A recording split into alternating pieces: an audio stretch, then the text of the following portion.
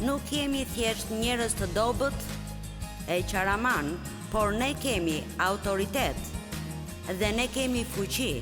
Më i madh është ai që është në ne, se sa ai që është në botë.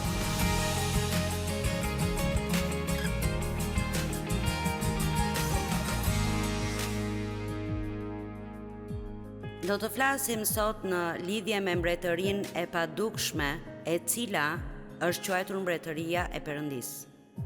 Gjëja e parë që Jezusi tha në shërbesën e tij publike është: pendohuni se mbretëria e qiejve është afër.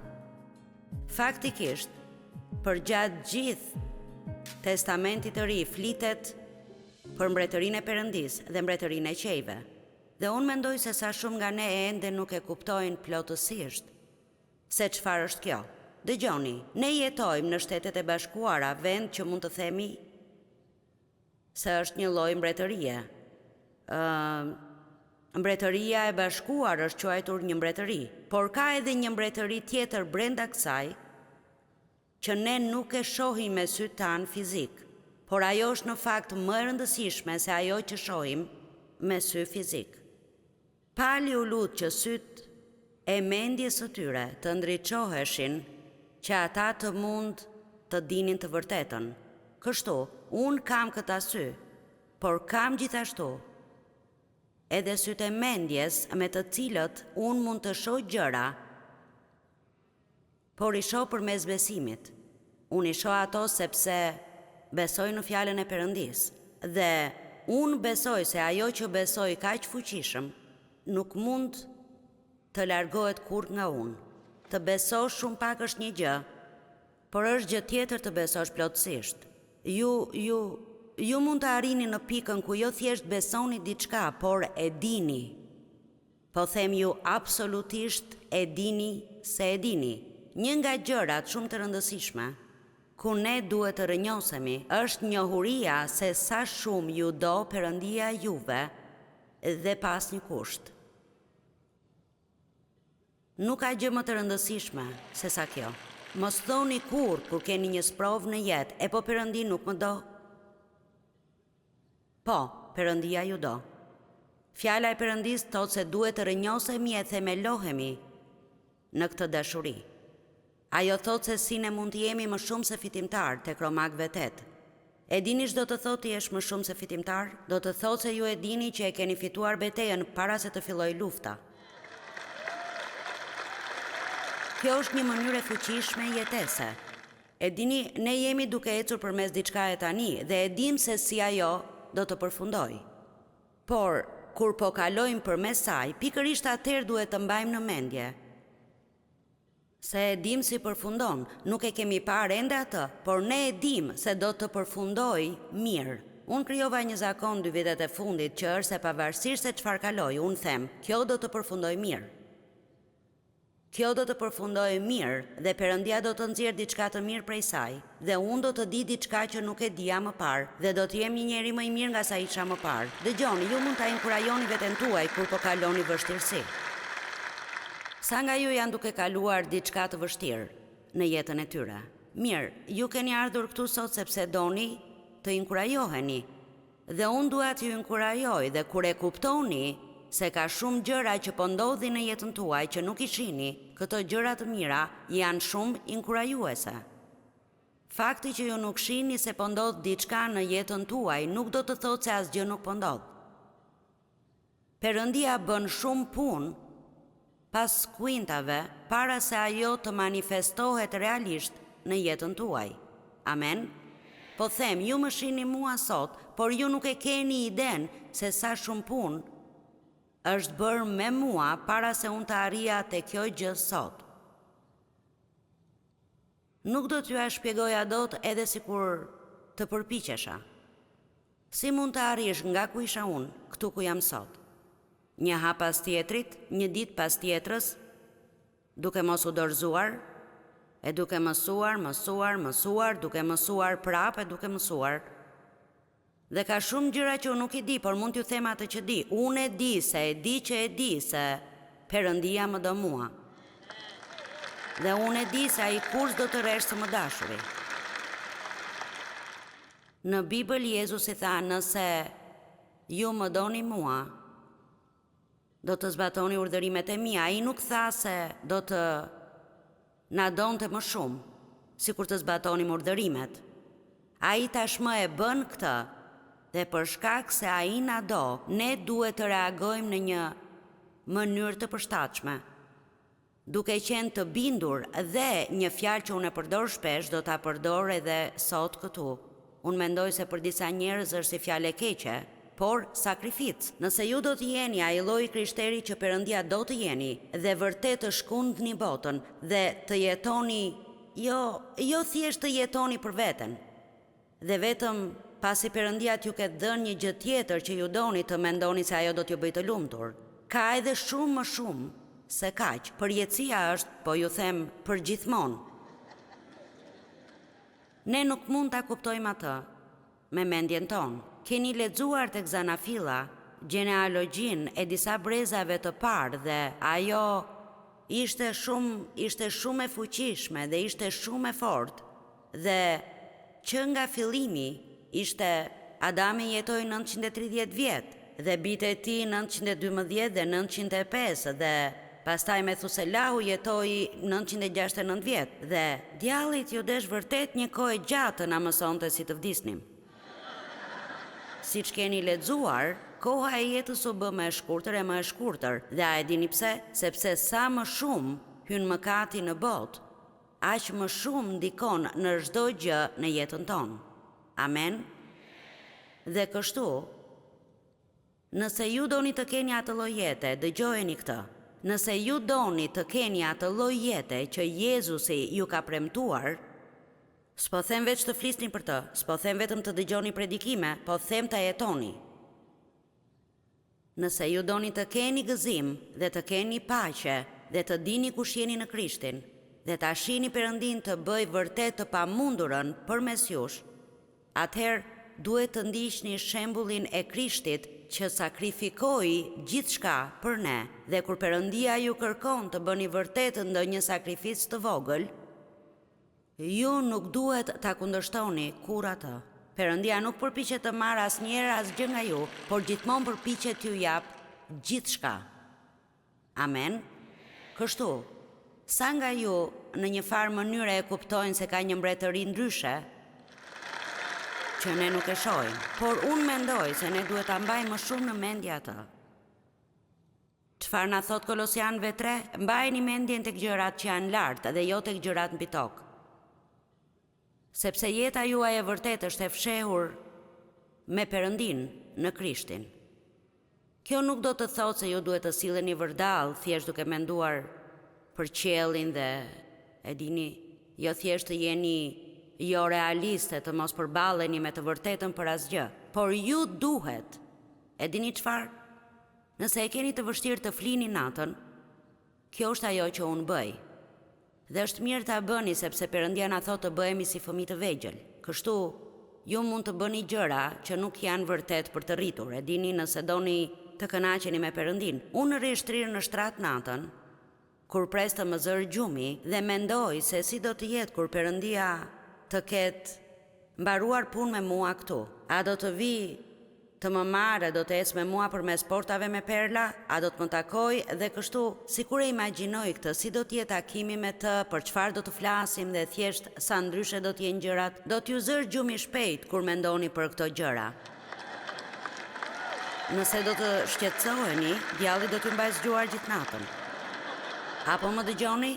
Por nëse ju filloni ta mbani mendjen tek Perëndia, do t'ju zër gjumi shumë shpejt. E dini, mendoj se arsyeja pse Perëndia nuk na tregon më shumë nga sa na tregon se si do të jetë qielli, po them ka disa gjëra për të, nuk ka lot, nuk ka vajtim, nuk ka trishtim. E dini, do të jetë shumë bukur, rrugët me are, gjëra të tilla, por ka shumë gjëra që ne nuk i dim. Ne nuk e dim saktësisht do të bëjmë atje dhe gjëra si këto. Dhe unë mendoj se arsyeja pse Perëndia nuk na tregon më shumë është sepse është kaq e mrekullueshme, sa që ne nuk do ta kuptonim, edhe sikur ai të përpiqej të na tregonte. Kjo është arsyeja pse kur lexoni zbulesën thoni, çfarë? sepse Gjoni pati një vizion të këtyre gjërave qellore, por ai po përpiqet t'ju shpjegojë atyre me terma që njerëzit mund t'i kuptojnë. Dhe unë thjesht mendoj se do të ketë gjëra kaq të mahnitshme, kaq të mrekullueshme kur ne të dalim prej këtij trupi. Imagjinoni lirin. Të hash e të mos shtosh në pesh. As celulit. Muskuj pa bërë asnjë ushtrim. Nuk e di, kjo thjesht do të jetë absolutisht e mrekullueshme. Kështu, ne jetojmë në këtë mbretëri të padukshme dhe tek 1 Korintasve 13 thuhet se para se të vijë ajo ditë, pikërisht tani ne jetojmë sikur shohim në një pasqyrë të errët. Dhe ne i shohim gjërat, por në mënyrë të mjegullt, në një farë mënyre sikur i shihni disa gjëra, por nuk i shihni qartë. Por kur të vi ajo ditë e madhe, kur Krishti të vi të na marrë, na thuhet se do ta shohim faqe për faqe. Oh, sa gjë e bukur! Ne do ta shohim atë faqe për faqe dhe ne do të tani e dim këtë pjesërisht, por atëherë do ta dim plotësisht. Dhe për të gjitha gjërat për të cilat kemi pyetje tani, do të marrim përgjigje një ditë, por kur të merrni përgjigje, nuk do t'ja dini. Ne zakonisht e çmendim veten tonë me pyetje. Tek Mateu kapitulli 16, duke filluar nga vargu 13, thuhet, dhe pastaj Jezusi mbasi mbërriti në krahinën e Cezares në Filipi, i pyeti dishepujt e vet, kush thon njerëzit se jam unë i biri i njeriut? Dhe ata thanë, disa Gjon Pagëzori, të tjerë Elia, të tjerë Jeremia ose një nga profetët. Ai u tha atyre, po ju kush thoni se jam unë? Dëgjoni, s'mund të shkoni në qiell nga që trashëgoni besimin e mamas. Duhet të keni ecën tuaj me Perëndin. Duhet të keni besimin tuaj, duhet ta njihni vetë atë. Po ju kush thoni se jam unë? Dhe Simon Pietri, duke u përgjigjur, tha, ti je Krishti, biri i Perëndisë së gjallë. Dhe nuk mendoj se mund t'ju shpjegoj mjaftueshëm mënyrën se si këto fjalë kanë tingëlluar. Ti je, kush thoni se jam unë, ti je Krishti, biri i Perëndisë së gjallë. Dhe Jezusi u tha, i lumur je ti o Simon, biri jona, sepse këtë nuk ta zbuloi as mishi, as gjaku, por Ati im që është në qiej. Dhe unë po të them gjithashtu se ti je Pietri dhe mbi këtë shkëmb unë do të ndërtoj kishën time dhe dyert e ferrit nuk do ta mundin atë. Tani, shkëmbi për të cilin Jezusi po flet nuk është Pietri, është besimi i Pietrit. Është shkëmbi i besimit ton. A i thot, unë do të jap çelsat e mbretërisë së qejve. Ju e dini se sot do të flasim në lidhje me çelsat, sepse çelsat janë ata që hapin dyert. Dhe kështu ka shumë gjëra për të cilat Bibla thot se janë tonat, por duket sikur ne nuk dim se si t'i marrim ato. Ne dëgjojmë predikime për këto gjëra, lexojmë libra, por të jemi të sinqert në realitet, ne faktikisht nuk e përjetojmë këtë në mënyrë të përditshme. Ne mund të kemi paqen që atë e kalon çdo zgjuarësie dhe mund të jetojmë në prehjen e Perëndisë. Por shumë nuk e bëjnë këtë. Bibla thot se mund të kemi gëzim të papërshkrueshëm dhe plot me lavdi. Jo gëzimin e kësaj bote, por gëzimin e Zotit. Por sa nga ju njohin të krishterë që janë vazhdimisht të lumtur.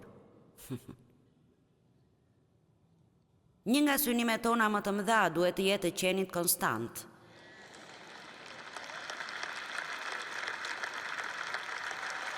Pozitiv gjatë gjithë kohës, në lutje gjatë gjithë kohës, të bindur gjatë gjithë kohës, të gëzuar gjatë gjithë kohës, në paqe gjatë gjithë kohës. Lëreni botën të bëjë atë që do të bëjë. por ju i mbani sy tek Jezusi. Ne ecim nëpërmjet besimit dhe jo vizionit. Amen. Kështu, dhe unë do të jap çelësat e mbretërisë së qiejve. Gjithçka që të kesh lidhur mbi tokë do të jetë lidhur në qiej dhe gjithçka që të kesh zgjidhur mbi tokë do të jetë zgjidhur në qiej. Ai po u jep Pjetrit dhe kishës autoritet. Nuk kemi thjesht njerëz të dobët e qaraman, por ne kemi autoritet dhe ne kemi fuqi. Më i madh është ai që është në ne se sa ai që është në botë.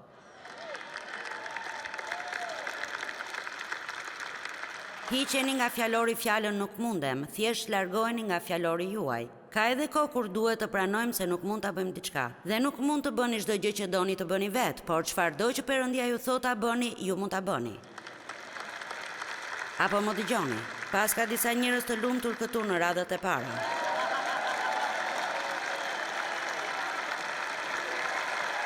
Ndonjëherë ne duam të kemi autoritet mbi djallin dhe nuk arrim të kemi autoritet as mbi një lavaman me pjata të palara.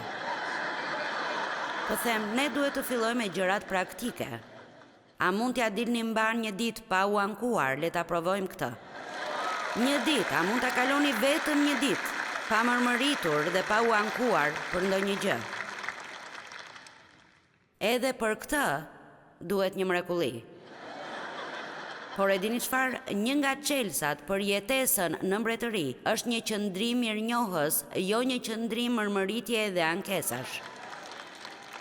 Ja edhe një gjë tjetër, mbretëria e Perëndis ka të bëjë me gjithçka që është pozitive. Ju nuk mund të jeni negativ dhe të shijoni jetesën në mbretëri. S'mund të jeni të lumtur nëse jeni negativ. S'mund të jeni të lumtur nëse jeni egoist. Janë pikërisht gjërat e thjeshta, gjërat e vogla ato që mund të bëjnë një ndryshim rrënjësor në jetën tonë. A e dini se disa nga ju mund të kalojnë menjëherë nga të qenit negativ në pozitiv? Mos u bëni njerëz negativ dhe ankues dhe grindavec që e shojnë gotën për gjysmë. Lumturohuni. Amen. Por e dini çfarë? Perëndia do të bëjë më shumë mrekulli për ne, ai do të bëjë më shumë gjëra të mëdha, por nuk mund t'i bëjë nëse ne do të ankohemi gjatë gjithë kohës e të jemi negativ dhe grindavec. Kështu po e them përsëri, filloni duke u përpjekur të kaloni një ditë të tërë pa bërë asnjë ankesë. Pra ka çelësa. Është bukur kur merr çelësin e një dere. Ata na japin autoritet. Dhe ju keni autoritet. Tek Luka 10:19 më pëlqen shumë, na thuhet ja, që do të thotë dëgjoni e shihni, unë ju dhash pushtet dhe autoritet mbi çdo pushtet që ka armiku. Tani, ju lutem vini re, se armiku ka fuqi, por ju keni diçka që ai s'e ka, ju keni fuqi dhe autoritet. Dhe i vetmi autoritet që armiku ka, është ai që ja jepni ju kur ju mungojnë njohuritë. Ai nuk kishte autoritet mbi Adamin dhe Evën, derisa i gënjeu dhe ata e besuan dhe ranë në kurth. Dhe ne duhet të jemi të urtë mjaftueshëm që ta njohim armikun ton. Libri i mirë titullohet Betejë juaj përket Perëndis, por nuk do të thotë se ju nuk keni asgjë për të bërë. S'mund të fitoni një betejë nëse nuk shkoni në luftë. Amen. Kështu, unë dalem disa herë në ditë dhe thjesht mendoj, ka ëngjëj përreth meje kudo ku shkoj. Dhe siç e kam thënë më parë, ato nuk janë ato bebet e vogla bullafiqe, me krahët me pupla mbi kurriz. Po them, pikturat që sajojnë njerëzit dhe që përfaqësojnë gjërat e Perëndis. Ndoshta sa të shihnim ëngjëllin e parë, do të bini me fytyrën në tokë. Me një frikë nderuese, sigurisht nuk do të ishte një bebe bullafiqe që fluturon. Perëndia ynë është i mahnitshëm. Por unë doja t'ju flisja sot dhe në fakt kam folur në këtë takim me ju, por doja të kthehesha tek pika e fillimit, tek ajo që është çelësi. Ka disa çelësa, por është një çelës kryesor, dhe ai është thjesht ai besim që ne shohim tek Pjetri. Kur ai tha, ti je Krishti, biri i Perëndisë së gjallë. Dhe nuk e di për ju, por ndonjëherë mua më nevojitet një bisedë e mirë në lidhje me qëndrimin në besim. Sepse besimi është i lehtë derisa djalli na vihet pas me dyshime dhe mosbesim. Dhe këto dyshime dhe ky mosbesim vijnë nga që i kushtojmë shumë vëmendje asaj që shohim dhe ndjejmë. Dhe jo aq shumë vëmendje mbretërisë që nuk mund ta shohim. Dhe duke besuar atë që Perëndia thot për atë që ndodh në këtë atmosferë, më shumë se sa besojmë atë që shohim pikërisht këtu. Shteti i Mizurit është quajtur shteti më trego. Unë do të doja të mos quhej kështu, me që jetoj atje, por kështu është. Dhe në botë ky është pak a shumë qëndrimi, po ti ma trego, pastaj unë do ta besoj. Por nëse do të mendoni për ekonominë e Perëndisë, ju duhet të mësoni të jeni plotësisht e kundërta. Unë do ta besoj dhe pastaj do ta shoh. Ne gjithmonë besojmë në fillim, ndonjëherë për një kohë të gjatë, në mes të së cilës ka edhe sprova, por nëse ju nuk dorëzoheni, mos u lodhni së bëri të mirën dhe do të korni në kohën e duhur, po të mos lodheni. Kur djalli ndesh dikë që refuzon të dorëzohet, nuk e ka të gjatë. Amen. Hebrejve 11. Çfarë është besimi? Më pëlqen të lexoj shpesh herë kapitullin 11 e Hebrejve, është i bukur. Aty thuhet besimi është siguria e gjërave që shpresohen, tregim i gjërave që nuk shihen. Besimi është vetë thelbi, thot Bibla e amplifikuar, pra është një gjë reale dhe ajo ka një thelb. Besimi është thelbi i gjërave që ne shpresojmë dhe prova e gjërave që nuk i shohim. Kështu, unë nuk do ta kem në të natyrshmen derisa në fillim ta kem përmes besimit. Kur fillova të shërbeja Perëndisë, unë besoja se duke qenë se isha abuzuar, do të isha e kënaqur të kisha një jetë të dorës së dytë. Nuk e kisha menduar kur në atë kohë se do të bëja këtë që po bëj tani. Po them vërtet është një mrekulli. Por e dini nuk ishte diçka që thjesht ndodhi krejt papritur. Po them duhej shumë punë e vështirë dhe shumë sakrifica dhe pishina të mbushura me lot dhe dorëzim dhe fillim nga e para, dorëzim e fillim nga e para, e dorëzim e fillim nga e para. Dëgjim predikimesh, lexim librash, leximi i Biblës dhe leximi i Biblës. Kjo nuk është thjesht e dini e bërë me një dubël. Ju nuk mund të keni një jetë të tërë me probleme e të shkoni në kish 2 herë e të zemroheni me Zotin nëse gjithçka nuk rregullohet. Më kujtohet një zonjë që erdhi tek unë. Unë isha diku në një shtet tjetër, nuk më kujtohet se ku. Kjo ishte në kohën kur kishim pak njerëz në takime. Mund të lutesha për të gjithë në fund dhe ajo erdhi tek unë. Ajo më pa dhe tha, më kthe parat mbrapsht. Unë i thash, nuk e kuptoj për çfarë po flet. Ajo tha, dëgjoj, unë kam bërë gjëra që ti më the të bëja për 3 javë dhe asgjë nuk ka ndryshuar. Sinqerisht mezi e ka mbajtur të qeshurën. Ne i japim djallit 50 vite të na shkatërroj, por s'duam t'i japim Perëndisë më shumë se 3 javë të na rregulloj.